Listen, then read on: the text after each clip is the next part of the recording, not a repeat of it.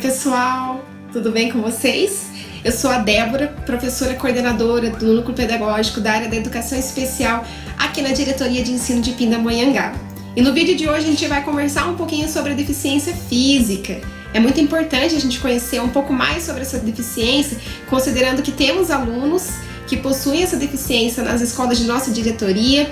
E é muito importante a gente pensar no atendimento que garanta acessibilidade e inclusão desses alunos. Então, para começar, a gente vai pensar um pouquinho sobre o que vem a ser a deficiência física em si.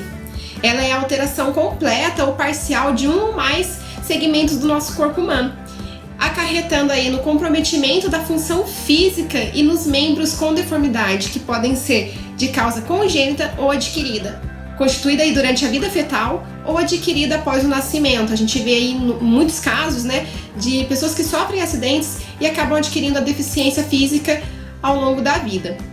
Quando a deficiência ela está nos membros superiores, pode haver uma necessidade de troca de dominância ou adaptação de materiais e equipamentos para realizar, como por exemplo, a apreensão, realizar a digitação, atividades de lazer, realizar a escrita e também movimentos para alimentação e higiene pessoal.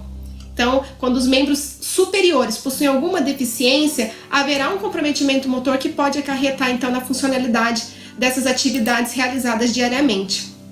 Quando a deficiência vem nos membros inferiores, haverá a necessidade de utilização de cadeiras de roda, manuais ou motorizadas, andadores e muletas também com apoio axilar ou apoio no antebraço. Então, as pessoas elas têm aí um comprometimento em sua marcha e precisam de instrumentos que garantam a ela qualidade de vida. É imprescindível que a gente fique atento à deficiência do meu aluno. É uma deficiência física no membro inferior ou será que é no membro superior?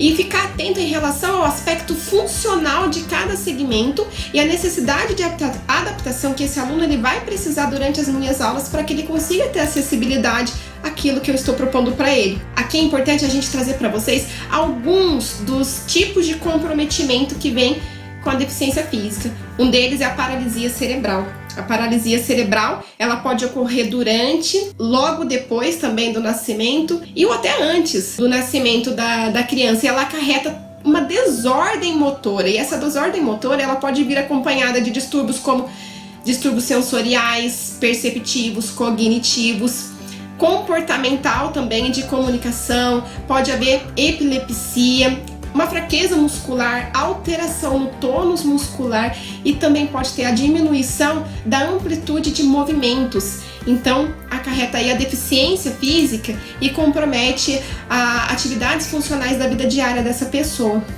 Há também os casos de amputação.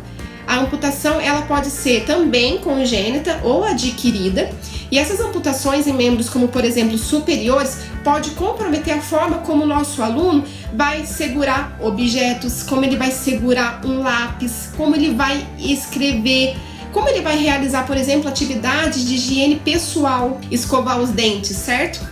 É importante a gente destacar que na nossa rede de ensino, os alunos que possuem deficiência e comprovada a necessidade de apoio para higiene pessoal, para locomoção, para alimentação, esse aluno ele conta com um profissional que é o cuidador.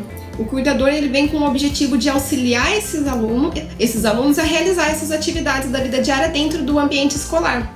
É importante a gente ressaltar que esse profissional ele vem para auxiliar o aluno a se alimentar, a se locomover, se higienizar. Ele não é um profissional voltado para a questão pedagógica, mas sim de apoio a essas atividades da vida diária dentro do ambiente escolar. Quando a gente tem uma amputação agora já nos membros inferiores, esse aluno ele poderá ter ali o comprometimento em diferentes níveis da marcha.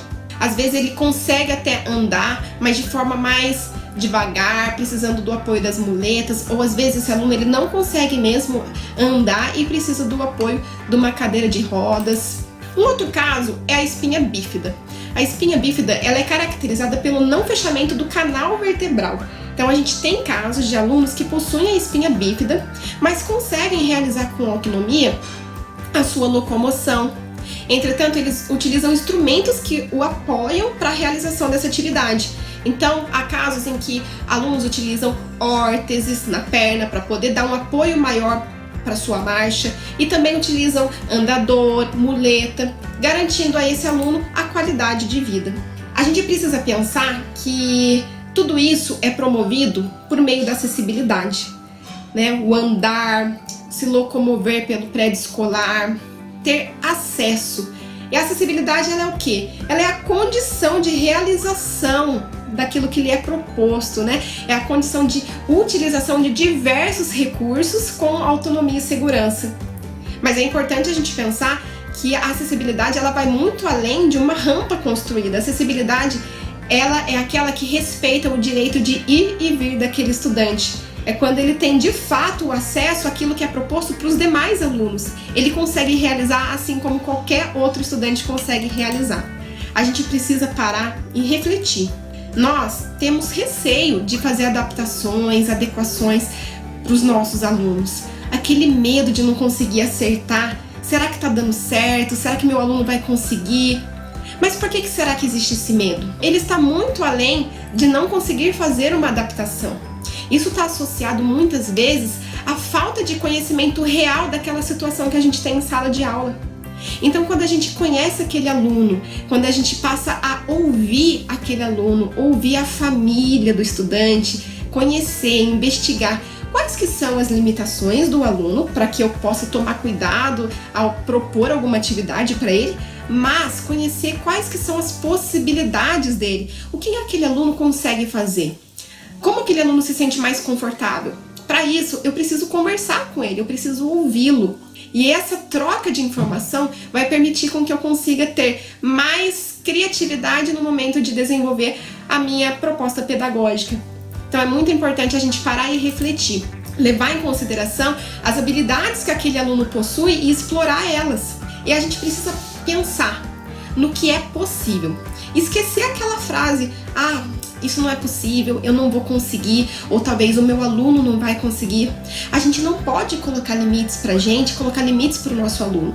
Muito pelo contrário, a gente precisa partir das possibilidades, conhecer mais, pesquisar mais e poder garantir um acesso, garantir a inclusão, garantir adaptações que atendam às especificidades daquele meu aluno.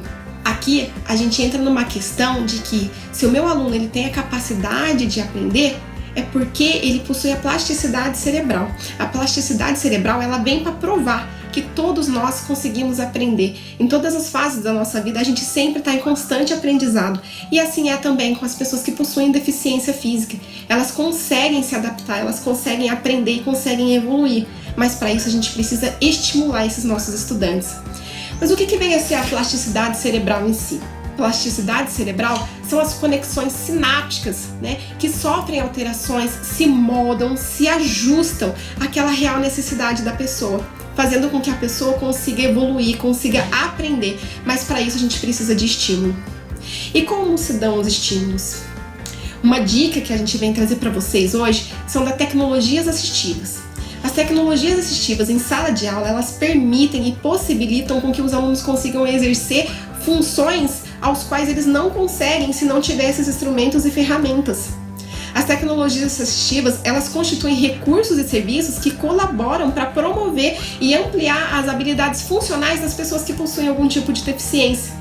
Se no meu aluno ele tem um comprometimento motor, em que acarreta a dificuldade dele segurar no lápis, então ele não vai conseguir escrever, ele não vai conseguir pintar, por exemplo, segurar num pincel, ou até mesmo segurar numa cola.